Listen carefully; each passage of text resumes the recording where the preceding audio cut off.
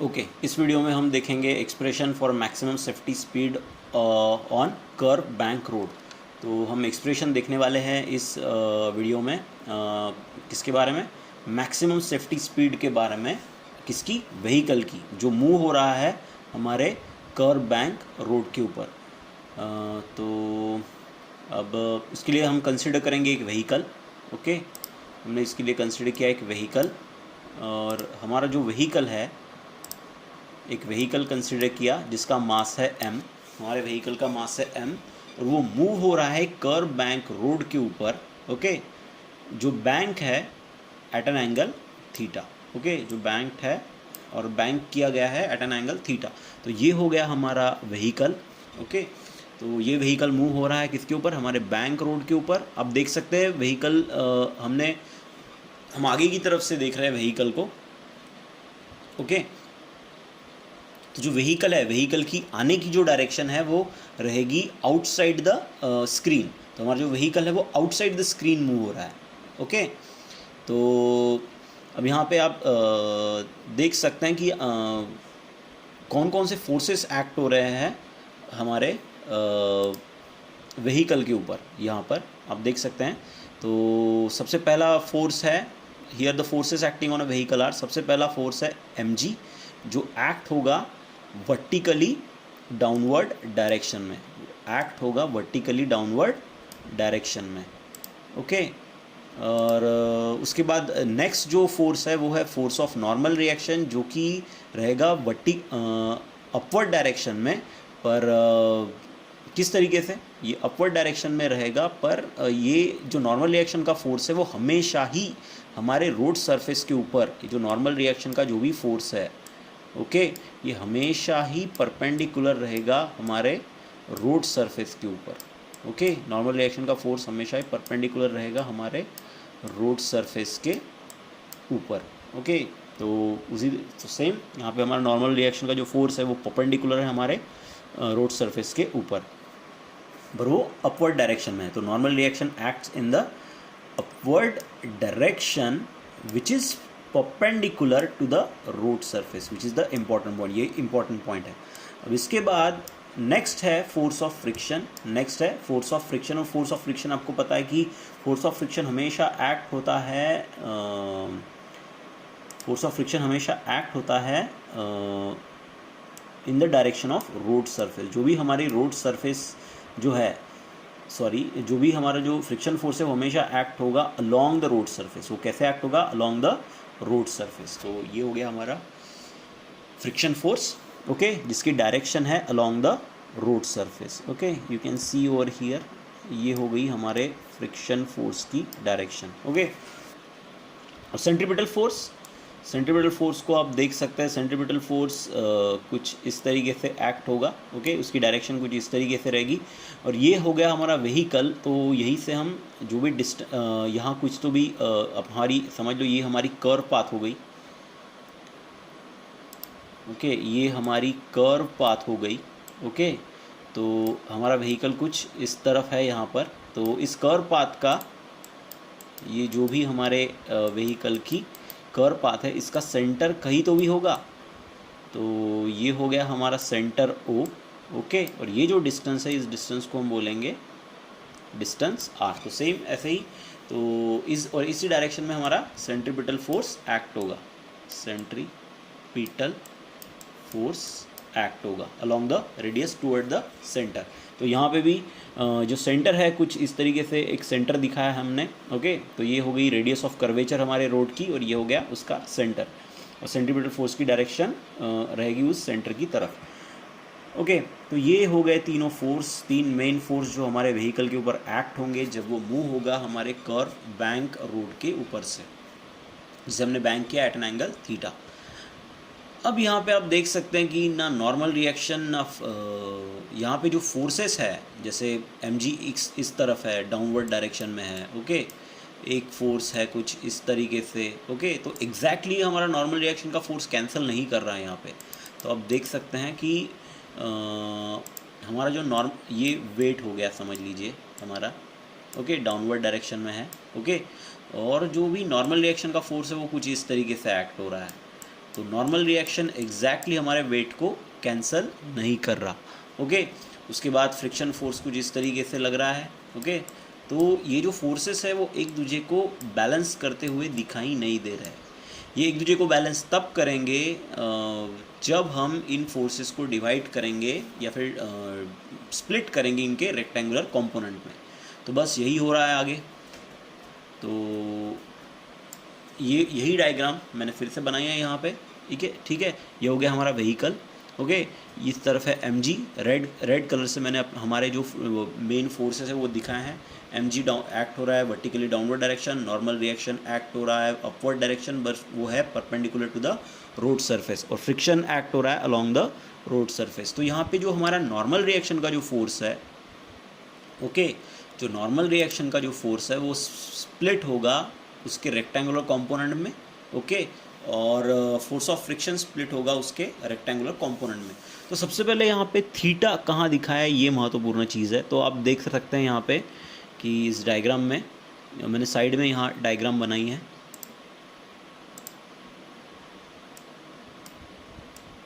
थोड़ा बड़ा कर देते हैं इसे। ओके, तो मैंने इस तरफ डायग्राम बनाई है। ओके, तो ये एंगल है थीटा। ओके, तो मैंने इस एंगल को भी थीटा कंसिडर किया है। तो एक बात हमेशा ध्यान में रख लीजिए, कोई भी दो लाइन, ओके, कोई भी दो लाइन लीजिए, ओके, इन दोनों के बीच का एंगल है समझ लो थीटा। अब इन दोनों के बीच का एंगल है समझ लीजिए थीटा। ये दो लाइन हमने कंसिडर की, इन दोनों के बीच का एंगल है थीटा। अब इस लाइन के ऊपर आप जो भी परपेंडिकुलर ड्रॉ करेंगे, ये हो गया पहला परपेंडिकुलर, और इस लाइन के ऊपर हो गया ये दूसरा परपेंडिकुलर। ओके, ये लाइन के ऊपर का परपेंडिकुलर हुआ, ये इस लाइन के ऊपर का परपेंडिकुलर हुआ, और ये इस लाइन के ऊपर का परपेंडिकुलर हुआ। तो इन दो परपेंडिकुलर्स के बीच का भी एंगल इन दो लाइंस की तरह ही थीटा ही रहेगा। तो ध्यान में रखिए कि कोई भी दो लाइन, उनके बीच का एंगल और उन दो लाइन पे डाले हुए जो भी करस्पॉन्डिंग परपेंडिकुलर्स है, ओके, उनके बीच का एंगल हमेशा सेम रहता है। तो आप इस डायग्राम में देख सकते हैं कि ये जो mg है, ओके, mg नहीं, आप यहाँ देख सकते हैं कि ये हो गया थीटा। ओके, तो ये n cos थीटा, ये जो लाइन है, n cos थीटा छोड़िए, ये जो लाइन है, ये जो लाइन है, ये लाइन परपेंडिकुलर है हमारे इस हमारे ग्राउंड हॉरिजॉन्टल सरफेस को। ओके, इसके ऊपर ये परपेंडिकुलर आएगी। ओके, और ये जो लाइन है, ये n, ये परपेंडिकुलर है हमारे रोड सरफेस के ऊपर। ओके, मतलब इस रोड सरफेस के ऊपर। तो ये लाइन और ये लाइन, इन दोनों के बीच का एंगल क्या रहेगा, सेम रहेगा। ओके, क्योंकि n और n cos थीटा ये दोनों परपेंडिकुलर है हमारे हॉरिजॉन्टल सरफेस और रोड सरफेस के ऊपर। इसी कारण इन दोनों के बीच का एंगल भी सेम आएगा। तो ये एंगल हो गया थीटा। ओके, तो अब ये एंगल अगर थीटा हो गया तो थीटा की तरफ की जो साइड है उसे हम कॉस थीटा वाली साइड बोलते हैं। तो ये n का कंपोनेंट है नॉर्मल रिएक्शन का, तो ये कंपोनेंट हो जाएगा n cos थीटा, और ये जो कंपोनेंट है इस तरफ का, ये कंपोनेंट जो जिसकी डायरेक्शन सेंट्रीपिटल फोर्स की डायरेक्शन में है, वो हो जाएगा हमारा n sin थीटा। ओके, ये हो गया हमारा n sin थीटा। ओके, अब फ्रिक्शन फोर्स के बारे में देखते हैं। तो फ्रिक्शन फोर्स के बारे में देखते हैं। तो ये कुछ, तो यहाँ पे एंगल है हमारा थीटा, तो ये एंगल और ये एंगल दोनों भी सेम रहेंगे। तो ये अल्टरनेट एंगल है। ओके, तो ये अल्टरनेट एंगल होने के कारण ये दोनों एंगल सेम रहेंगे। तो ये जो यहाँ पे जो भी एंगल बनेगा वो एंगल रहेगा थीटा। ओके, तो अब फ्रिक्शन फोर्स के बारे में देखते हैं। ये हो गया हमारे फ्रिक्शन फोर्स की डायरेक्शन मेन, और इसके ये हो गए हमारे रेक्टेंगुलर कंपोनेंट। ओके, जो रेड इसमें दिखाए गए हैं। ओके, ये वाले, ये हो गया पहला कंपोनेंट। ओके,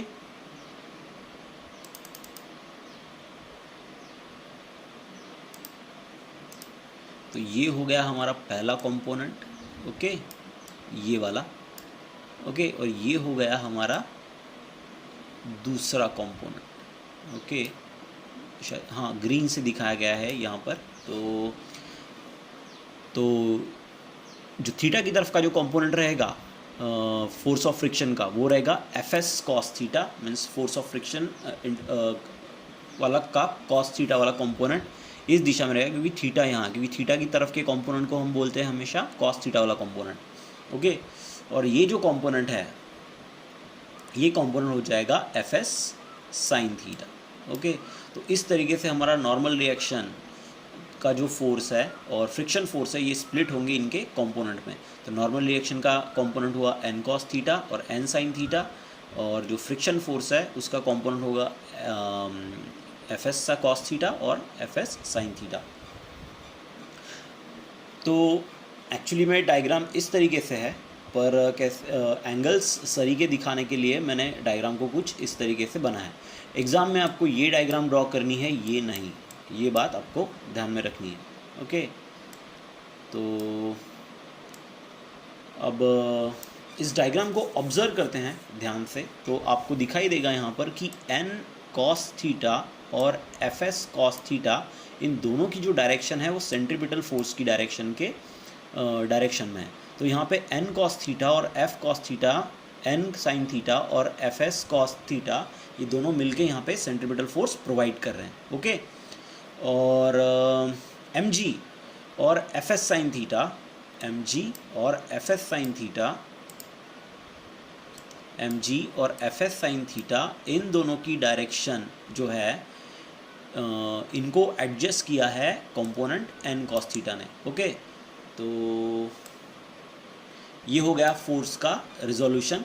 ओके, हमारे उस व्हीकल का जो व्हीकल मूव हो रहा है कर्व बैंक रोड के ऊपर। ओके, अब इसको जो भी हमने अभी यहाँ पे डिस्कस किया उन सबको थ्योरी में किस तरीके से लिखा है वो देखते हैं। तो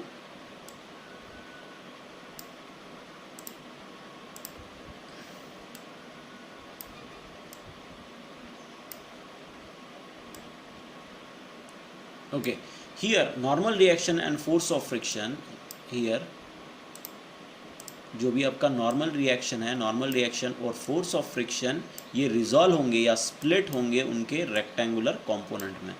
तो नॉर्मल रिएक्शन है जो है हमारी नॉर्मल रिएक्शन वो स्प्लिट होगी एन कॉस थीटा और एन साइन थीटा में।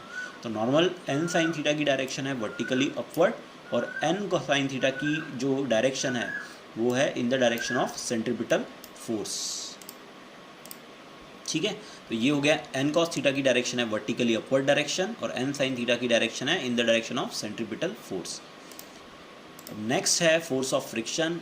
तो फोर्स ऑफ फ्रिक्शन स्प्लिट होगा दो कंपोनेंट में, एक है एफ एस साइन थीटा और एक है F S cos theta. F S sine theta की जो डायरेक्शन रहेगी वो रहेगी वर्टिकली डाउनवर्ड, और जो एफ एस साइन थीटा है, sorry f S cos theta है, उसकी डायरेक्शन रहेगी in the direction of centripetal force. F S sine theta vertically downward और F S cos theta in the direction of centripetal force. F S cos theta in the direction of centripetal force आप देख सकते हैं, और F S sine theta vertically downward. Okay, तो ये हो गया डिस्क्रिप्शन हमारे फोर्सेस के बारे में। अब इस डायग्राम को ऑब्जर्व करने के बाद, इस डायग्राम को ऑब्जर्व करने के बाद हमें क्या दिखाई देता है देखते हैं। तो हम पहले ही डिस्कस कर चुके थे ये कि मैंने आपको बताया था कि जो हमारा mg है और एफ एस साइन थीटा है, mg और एफ एस साइन थीटा है, इनकी डायरेक्शन या फिर इन दोनों फोर्सेस को बैलेंस किया है एन कॉस थीटा इस फोर्स ने। ओके, एन कॉस थीटा इस फोर्स ने। तो इसका मतलब ये हुआ कि एन कॉस थीटा का जो मैग्नीट्यूड है वो रहेगा F S sine theta plus M G के बराबर, या फिर M G plus F S sine theta. तो इससे हम क्या लिख सकते हैं, N cos theta is equals to M G plus F S sine theta. ये दोनों, इन दोनों फोर्स ने एक दूसरे को बैलेंस किया, मतलब दोनों फोर्स साइड के जितने भी फोर्स है उनका मैग्नीट्यूड सेम रहेगा। सो एन कॉस थीटा को बैलेंस किया F S sine theta plus M G ने। अब इसको थोड़ा एडजस्टमेंट करेंगे, इसमें इस फार्मूले को रीअरेंज करेंगे, इससे हम mg का फार्मूला बनाएंगे, mg is equals to n cos theta minus fs sin theta. अब इसके बाद जो दूसरा कंक्लूजन हम डायग्राम से निकालेंगे, उसमें क्या दिखा है हमने, उसमें हमने देखा है कि जो भी हमारी सेंट्रीपिटल फोर्स की जो डायरेक्शन है, सेंट्रीपिटल फोर्स जो डायरेक्शन है, उस डायरेक्शन में हमारे दो फोर्स है। ओके, एक फोर्स है हमारा n साइन थीटा, ओके, और दूसरा जो फोर्स है वो है Fs कॉस थीटा। तो हम यहाँ पे बोल सकते हैं कि n साइन थीटा और Fs कॉस थीटा ये दोनों फोर्स मिलके हमारे व्हीकल को सेंट्रीपिटल फोर्स प्रोवाइड कर रहे हैं। इसके पहले का जो रोड हमने देखा था, जिसमें जो था कर्व हॉरिजॉन्टल रोड, उसमें वहाँ पे जो भी सेंट्रीपिटल फोर्स था वो बस फ्रिक्शन फोर्स ही प्रोवाइड करता था। ओके, पर आप बैंकिंग ऑफ रोड में देख सकते हैं कि यहाँ पे दो ऐसे फोर्सेस हैं जो सेंट्रीपिटल फोर्स प्रोवाइड कर रहे हैं। ओके, तो ये पॉइंट नोट करने लायक है कि जब भी व्हीकल कर्व हॉरिजॉन्टल रोड के ऊपर मूव होता है तो वहाँ पे बस फ्रिक्शन फोर्स ही होता है जो उसे सेंट्रीपिटल फोर्स प्रोवाइड करता है व्हीकल की मोशन को। और पर अगर आपका व्हीकल मूव हो रहा है कर्व बैंक रोड के ऊपर, तो यहाँ पे दो ऐसे फोर्स होते हैं जो आपको सेंट्रीपिटल फोर्स, आपके व्हीकल को सेंट्रीपिटल फोर्स प्रोवाइड करते हैं। तो अब सेंट्रीपिटल फोर्स का फार्मूला इससे हम जो भी इसको अगर मैथमेटिकल फॉर्म में लिखे तो हम लिख सकते हैं कि centripetal force is equals to n sine theta plus Fs cos theta.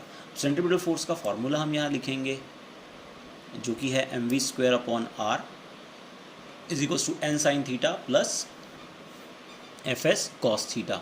ये हो गया हमारा इक्वेशन नंबर 2। अब हमें इस एक्सप्रेशन में मैक्सिमम सेफ्टी स्पीड का फार्मूला मतलब v का फार्मूला बनाना है।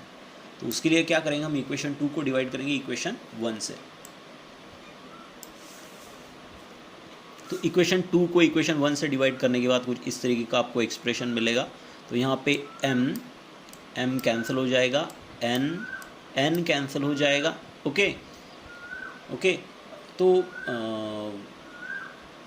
ओके, n हम फिलहाल कैंसिल नहीं करते, m है कैंसिल हो जाएगा। तो हम और जो g है ये जाएगा ऊपर यहाँ। तो हमारा फॉर्मूला कब बनेगा, v square upon R G is equals to n sine theta plus, अब फ्रिक्शन फोर्स का ये फार्मूला हम ऑलरेडी पढ़ चुके हैं कि friction force is equals to what, जो भी हमारा स्टैटिक फ्रिक्शन फोर्स है उसका फार्मूला होता है coefficient of friction into what, into normal force of normal reaction. तो ये फार्मूला हमने यूज़ किया यहाँ पे, और इसे एफ की जगह हमने इस फार्मूले को पुट किया।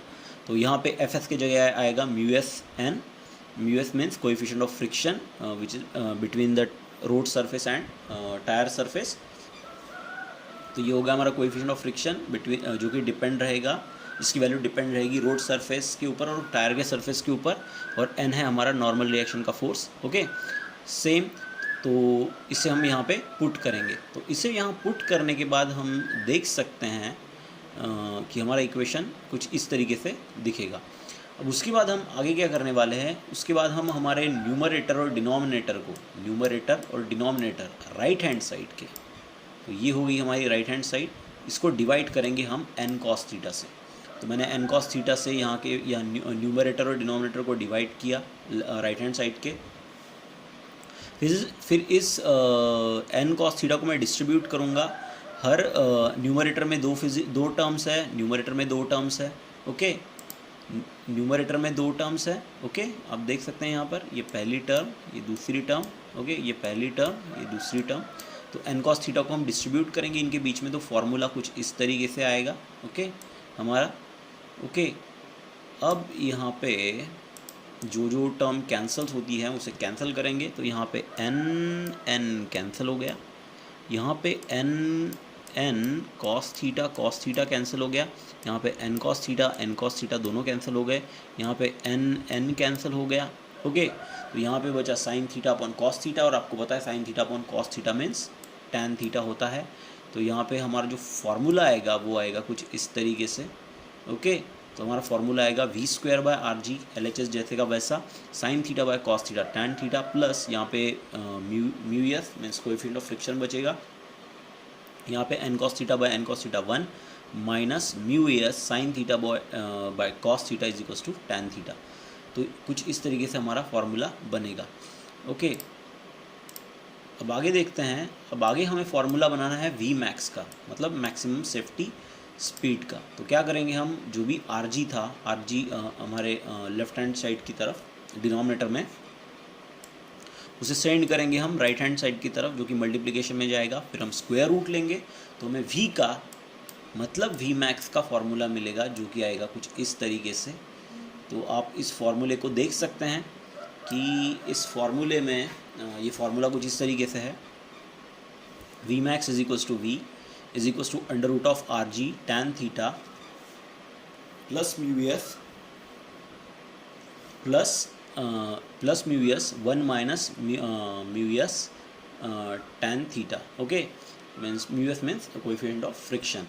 तो अब यहाँ पे इस फार्मूले में मास नहीं है।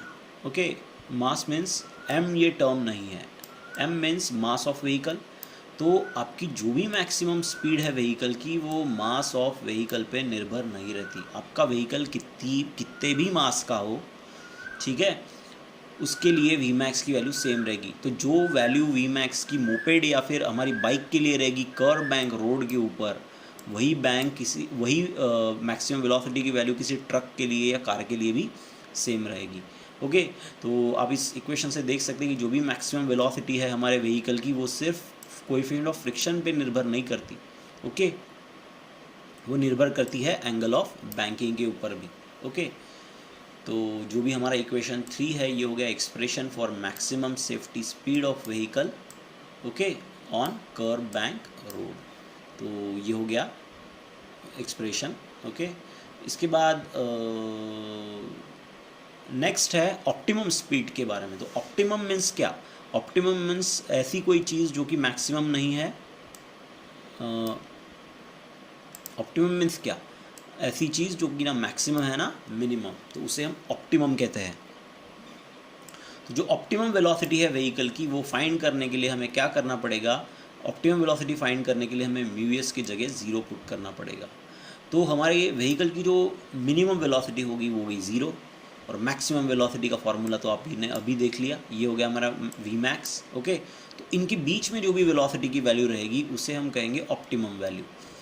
तो जैसे ही हमने म्यू एस की वैल्यू 0 पुट की, तो हमारा जो फार्मूला है इक्वेशन 3, वो कुछ इस तरीके से कन्वर्ट हो जाएगा, या फिर इस तरीके का रिजल्ट हमें देगा, v is equal to under root of R G tan theta. तो ये हो गई हमारे, ये जो v है यहाँ पे, ये हो गया हमारे v ऑप्टिमम वेलोसिटी हो गई हमारे व्हीकल की ऑन कर्व बैंक रोड। तो आप इस म्यू एस की वैल्यू 0 पुट की, इसका मतलब क्या हुआ कि हम जो भी कोएफिशिएंट ऑफ फ्रिक्शन है, जो भी कोएफिशिएंट ऑफ फ्रिक्शन है या फिर कोएफिशिएंट ऑफ फ्रिक्शन है या फिर जो भी फोर्स ऑफ फ्रिक्शन है हमारे टायर और रोड सरफेस के बीच में, वो है 0। तो अगर फोर्स ऑफ फ्रिक्शन 0 है और हमारा व्हीकल कर्व बैंक रोड के ऊपर मूव हो रहा है, तो उसकी वेलोसिटी इतनी रहेगी। फिर से एक बार कहूँगा मैं कि अगर आपके व्हीकल के टायर और रोड सरफेस के बीच का फोर्स ऑफ फ्रिक्शन 0 है, तो आपका व्हीकल कर्व बैंक रोड के ऊपर इस वेलोसिटी से, इस ऑप्टिमम वेलोसिटी के साथ मूव करेगा। ओके, तो ये हो गया expression for optimum speed of vehicle on curve bank road. अब आगे देखते हैं। अब हमें एंगल ऑफ बैंकिंग के लिए फार्मूला बनाना है, जो भी हमारा थीटा है, जिसे हम एंगल ऑफ बैंकिंग कहते हैं। ओके,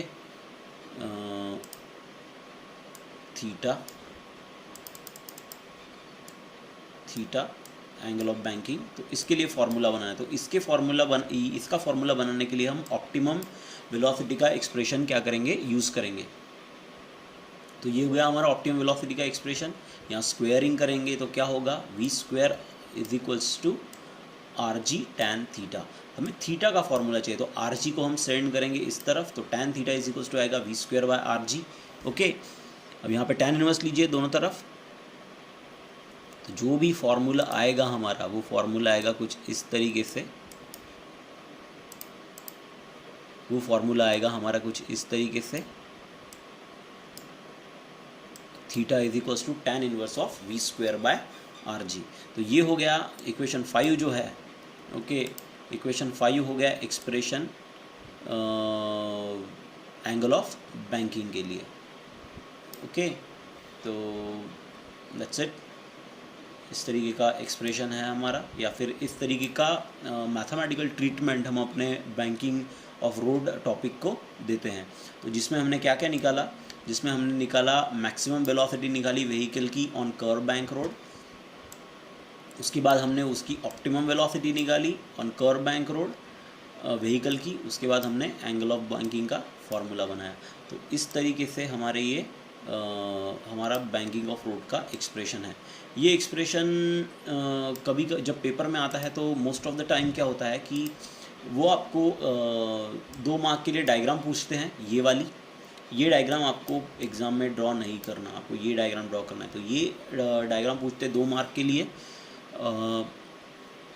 अगर वो आपको एक्सप्रेशन पूछेंगे तो ये जो एक्सप्रेशन है हमारा पूरा का पूरा, ओके, ये जो एक्सप्रेशन है यहाँ तक, ये एक्सप्रेशन पूछेंगे आपको 4 मार्क के लिए, ओके। या फिर कभी कभी क्या होता है कि वो आपको ये जो एक्सप्रेशन है वी मैक्स का, ये डायरेक्ट गिवन दे देते हैं। ये जो एक्सप्रेशन है वी मैक्स का, ये एक्सप्रेशन गिवन देंगे और आपको इससे V optimum, okay, optimum velocity और एंगल ऑफ बैंकिंग का फॉर्मूला निकालने को लगाएंगे, ऑप्टिमम स्पीड और एंगल ऑफ बैंकिंग का फॉर्मूला निकालने को लगाएंगे। तो ये भी 2 या 3 मार्क के लिए पूछ सकते हैं, ओके। सो इसी तरीके से है हमारा topic banking of road, okay. Thank you.